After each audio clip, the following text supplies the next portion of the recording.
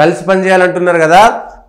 నిన్న మొన్న నుంచి గత వారం రోజుల క్రితం జరిగినటువంటి ఒక చర్చ టీడీపీకి సంబంధించినటువంటి వర్గాల్లో, టీడీపీకి దగ్గర ఉండేటువంటి జర్నలిస్టుల వర్గాల్లో జరుగుతున్నటువంటి చర్చ ఇప్పుడు చంద్రబాబు నాయుడిని ఇంకెంతకాలం ముఖ్యమంత్రిగా ఉంచాలనేటువంటి చర్చ జరుగుతుంది.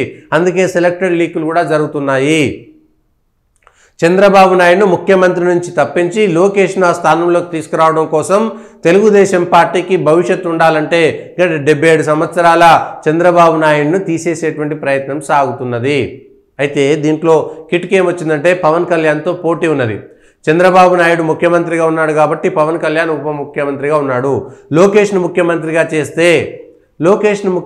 చేస్తే పవన్ కళ్యాణ్ లోకేష్ కింద ఉప ముఖ్యమంత్రిగా పనిచేసేటువంటి అవకాశం లేదు. కాబట్టి అప్పుడు పురాపొచ్చాలు వచ్చి పవన్ కళ్యాణ్ జనసేన అధికారం నుంచి పక్కకు వెళ్ళిపోయి ప్రతిపక్షంగా ఉండి అవసరమైతే బీజేపీ కూడా పక్కకు వెళ్ళేటువంటి అవకాశం ఉంది అనేటువంటి ఒక చర్చ. బీజేపీకి కేంద్రంలో అవసరం ఉన్నది, ఎంపీలు అవసరం ఉంది కాబట్టి తెలుగుదేశం పార్టీ ఎంపీలు లేకపోయినా అక్కడ ఎన్డీఏ గవర్నమెంట్ నడుస్తుంది. తెలుగుదేశంకి అవసరము, కేంద్రం సపోర్ట్ లేకపోతే 2014 నుంచి 19 దాకా చంద్రబాబు నాయుడు పప్పులు ఉడకలేదు, ఎక్స్పోజ్ అయిపోయిండు. ఈయన అన్నీ ఉన్నటువంటి దాంట్లో ఏలిపెట్టి చేస్తాడు తప్ప ప్రత్యేకంగా ఏమీ చేయడనటువంటిది బయటకు వచ్చిన తర్వాత చంద్రబాబు నాయుడు 6 నెలలు అవుతుంటే అక్కడ ఏమీ లేదు, జీడిపి లేదు, అక్కడ సంపద లేదు, ఆదాయం లేదు. ఆదాయంలో మైనస్ వస్తుంది. ఆదాయంలో వరుసగా 3-4 నెలల నుంచి మైనస్ వస్తుంది. -5-6% జీడిపి పడిపోతున్నది చంద్రబాబు నాయుడు ముఖ్యమంత్రిగా పదవి స్వీకారం చేసిన తర్వాత. అయితే వయసు రీత్యా కూడా, ఎందుకంటే 10 ఏళ్ల పాటు కేసీఆర్ అధికారంలో ఉన్నాడు, కేటీఆర్ను ముఖ్యమంత్రి చేయలేదు. 2014 నుంచి 18 దాకా ఉండి ఆ తర్వాత కేటీఆర్ను ముఖ్యమంత్రి చేస్తారనుకుంటే కాదు మళ్ళా మేమే ముఖ్యమంత్రి అవుతాం కాబట్టి తర్వాత చూసుకుందాం అనుకున్నారు. కానీ 5 ఏళ్ళు అయిపోయింది. ఆ తర్వాత టీఆర్ఎస్ అధికారంలోకి వస్తే ఇక భవిష్యత్తుకు ప్రశ్నార్థకం అది అవుతాడో కాడో అనేటువంటిది. ఒక ములాయం సింగ్ యాదవ్ మాత్రమే అధికారంలోకి రాగానే తర్వాత అఖిలేష్ యాదవ్ను ముఖ్యమంత్రి చేసి ఆయన జాతీయ రాజకీయాల్లో ఉన్నాడు.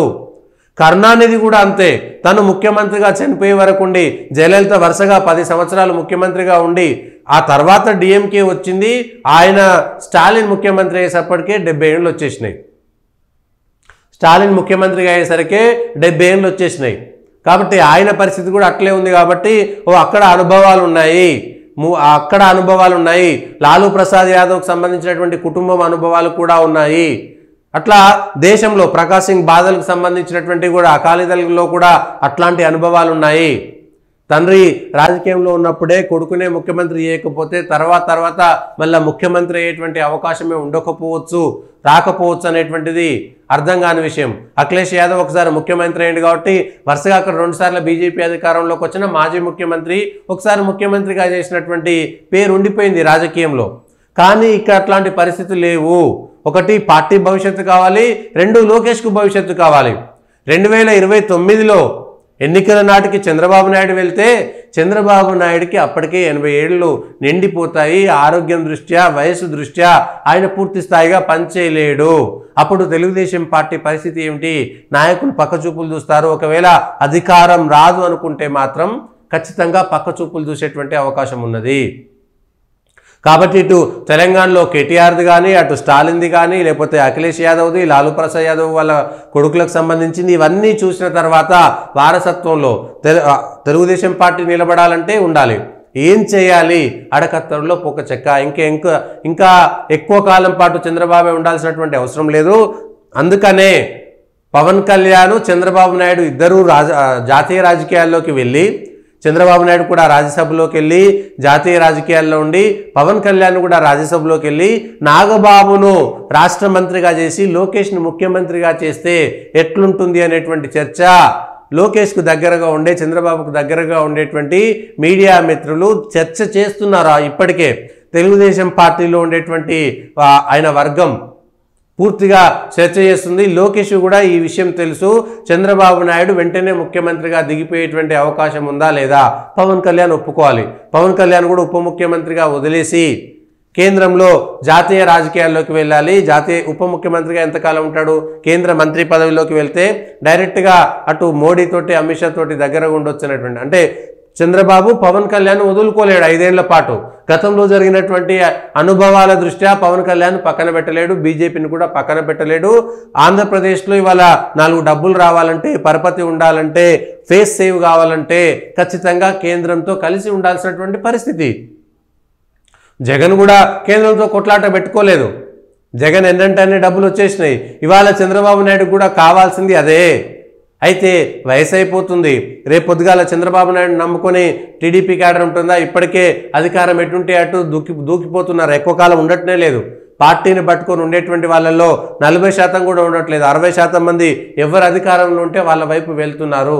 కాబట్టి చంద్రబాబు నాయుడును మార్చి 6 నెలలే అయిపోయింది కదా, ఏడాది లోపిస్తారా అంటే కేంద్రం నుంచి గ్రీన్ సిగ్నల్ వస్తే పవన్ కళ్యాణ్కు కేంద్ర మంత్రి పదవి, చంద్రబాబు నాయుడు కూడా కేంద్ర మంత్రి పదవి ఇస్తే అప్పుడు వచ్చేటువంటి అవకాశం ఉంది. ఇది అంటే జాతీయ స్థాయిలో భారతీయ జనతా పార్టీ కూడా ఒప్పుకోవాల్సినటువంటి పరిస్థితి. మరి పవన్ కళ్యాణ్ ఒప్పుకుంటాడా? పవన్ కళ్యాణ్ను రాష్ట్రం నుంచి తప్పిస్తే బీజేపీకి అవసరం. ఆంధ్రప్రదేశ్లో భారతీయ జనతా పార్టీకి పెద్ద నాయకులు లేరు.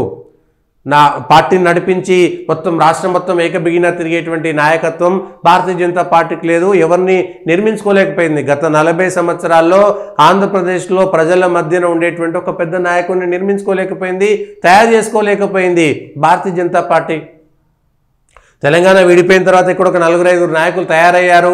వేరే పార్టీల నుంచి వచ్చారా, ఆ పార్టీలో దిగారా పక్కన పెడితే కనీసం ఒక 3-4 నాయకులు ఉన్నారు.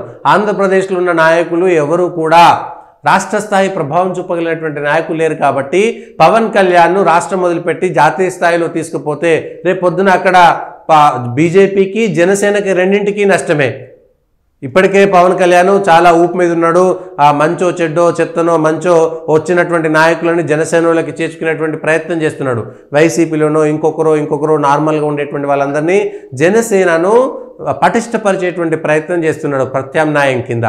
ఆయన కూడా ఏమీ ఊరికే ఉండట్లేదు. అంటే జనసేన ఖాళీగా లేదు. జనసేన రేపు పొద్దున తెలుగుదేశం పార్టీ పొత్తు లేకపోయినా వదిలేసిన 60-70 మంది కనీసం అప్పటికప్పుడు ఎమ్మెల్యే స్థాయి అభ్యర్థులు, ఎంపీ స్థాయి అభ్యర్థులు జనసేనలో ఉండాల్సినటువంటి అవసరం ఉంది. కాబట్టి దాన్ని గుర్తించి వాళ్ళ నాయకులను తీసుకుంటున్నారు, ఇతర పార్టీల నుంచి వచ్చినటువంటి వాళ్ళని. ఇప్పుడు పవన్ కళ్యాణ్ వదిలేస్తాడా? రాష్ట్ర రాజకీయాలను వదిలేసి జాతీయ రాజకీయాల్లోకి వెళ్ళడానికి ఆయనకి ఏం అవసరం ఉంటుంది?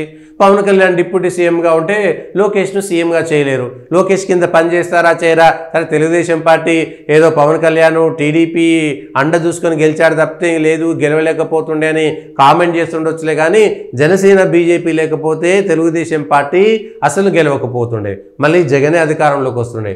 జనసేన బీజేపీ వేరే పొత్తులో ఉండి తెలుగుదేశం పార్టీ వేరే పోటీ చేస్తే త్రిముఖ పోటీలో జగన్ ఖచ్చితంగా గెలిచేది.